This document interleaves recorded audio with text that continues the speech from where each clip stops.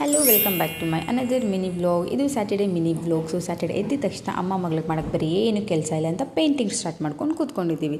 So ಒಂದು ಸ್ವಲ್ಪ ಹೊತ್ತು ಪೇಂಟಿಂಗ್ ಮಾಡಿ ಅದಾದಮೇಲೆ ಫುಲ್ಲು ಮೋಡ ಆಗಿತ್ತಲ್ವ, ಹಾಗಾಗಿ ನನ್ನ ಮಗಳು ಟೆರೇಸ್ಗೆ ಹೋಗೋಣ ಅಮ್ಮ ಅಂದ್ಲು. ಸೊ ಟೆರೇಸ್ಗೆ ಹೋಗಿ ಒಂದು ಸ್ವಲ್ಪ ಅವ್ರ ಜೊತೆ ಕೂತ್ಕೊಂಡು ಆಟ ಆಡಿಕೊಂಡು ಟೈಮ್ ಸ್ಪೆಂಡ್ ಮಾಡಿಕೊಂಡು ಹನಿ ಇಡೋಕ್ಕೆ ಸ್ಟಾರ್ಟ್ ಆಯಿತು. ಸೊ ಮಳೆ ಬರ್ತಾ ಇದೆಯಲ್ಲ ಅಂತ ಅಂದ್ಬಿಟ್ಟು ಟಿಫನ್ ಮಾಡಿರಲಿಲ್ಲ, ಹಾಗಾಗಿ ಮನೆಗೆ ಬಂದು ನಮ್ಮ ಮೇಡಮ್ಗೆ ಚಿತ್ರಾನ್ನ ಮಾಡಿದರೆ ಚಿತ್ರಾನ್ನ ಬೇಡವಂತೆ ಉಪ್ಪಿಟ್ಟು ಮಾಡಿಕೊಡಮ್ಮ ಅಂಥೇಳಿ ಉಪ್ಪಿಟ್ಟು ಮಾಡಿಸ್ಕೊಂಡು ತಿಂತಾ ಇದ್ದಾಳೆ. ಸೂಪರಾಗಿದೆ ಅಂತೆ.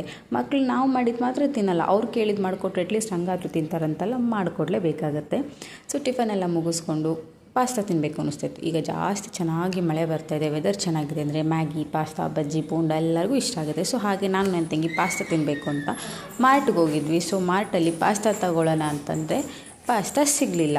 ಸೊ ಪಾಸ್ತಾ ಸಿಗಲಿಲ್ಲ ಅಂತ ಇಷ್ಟು ದೊಡ್ಡ ಮಾರ್ಟ್ಗೆ ಹೋಗಂಗೆ ಖಾಲಿ ಕೈಲಿ ಬರೋದು ಚೆನ್ನಾಗಿರಲ್ಲ ಅಂತ ಅಂದ್ಬಿಟ್ಟು ಲೇಸ್ ತಗೊಂಡು ಮನೆಗೆ ವಾಪಸ್ ಬಂದ್ವಿ. ಮನೆಗೆ ಬಂದು ಸಂಜೆ ಪ್ಲ್ಯಾನ್ ಆಗಿತ್ತು ಎಕ್ಕಾ ಮೂವಿಗೆ ಹೋಗೋಣ ಅಂತ ಅಂದ್ಬಿಟ್ಟು, ಹಾಗಾಗಿ ಫಟಾಫಟ್ ಅಂತ ಫ್ಯಾಮಿಲಿ ಎಲ್ಲ ರೆಡಿ ಆಗಿಬಿಟ್ಟು ಮೂವಿಗೆ ಹೋದ್ವಿ. ಕನ್ನಡ ಇಂಡಸ್ಟ್ರಿಯಲ್ಲಿ ಅಪ್ಪು ಸರ್ ಹೋದ್ಮೇಲೆ ಆಲ್ಮೋಸ್ಟ್ ಈ ಥರ ಮೂವಿಗಳು ಬರೋದು ಕಡಿಮೆ ಆಗಿದೆ. ಹೋಗಿ ಆ ಒಂದು ಎಕ್ಸೈಟ್ಮೆಂಟಲ್ಲಿ ಥಿಯೇಟ್ರಲ್ಲಿ ನೋಡೋ ಎಕ್ಸೈಟ್ಮೆಂಟು ತುಂಬ ಕಡಿಮೆ ಆಗಿದೆ.